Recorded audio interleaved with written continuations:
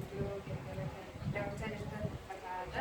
Bakka jirtanitti nageettee kanamni irraa madda sinaa beekamsanii jecha akkasumallee ijoollee Oromoo shamarran keenya ta'e ijoollee dhiiraalee jechuudha.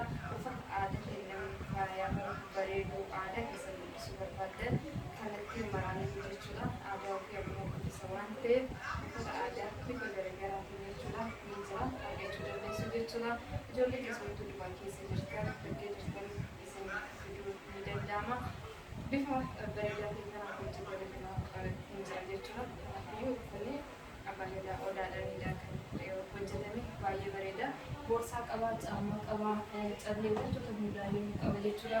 Kanaallee hin jira akkuma argaa jirtanii baay'ee bareeda jechuudha. Keessumatti immoo yoo uffatame akka addaa bareedaa shaarbii qaba. Shaarbii callee boorsaa lama hundaayyuu qaba jechuudha. Kunillee aadaa cimaatee bifa kanaan hojjetama. Akkasuma immoo isin diizaayinii ofii keessatti barbaaddu jechuudha. Bifa adda ta'een akkana isinitti barbaadanitti isin hojjetamuu danda'a. Isaanin kun nama waliin qalamtee bifa kanaan hojjisiisuu kan jechuudha.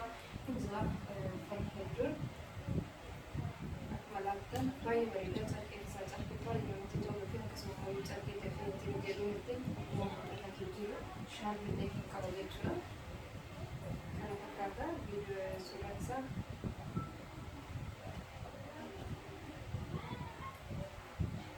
Magaalaa jirtan kana baay'ee bareeda uffanni isaa jechuudha. Boorsallee ni qaba.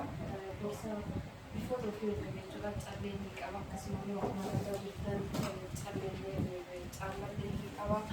Deebisee immoo meeshaa ulaagaa isaa hunda guutuu waliin jira jechuudha. Shaarbii guutuu waliin jira. Ajajachuu dandeessanii bakka jirtanitti isinitti himnaa warqiyyoota kan jechuudha. Itti dhiyaadhaan bifadhaa ayyaanni dhihee jira. Aadaa keessatti faayamaa miidhagaa isin jenna galatoomaa karaa bulaa deebanaa.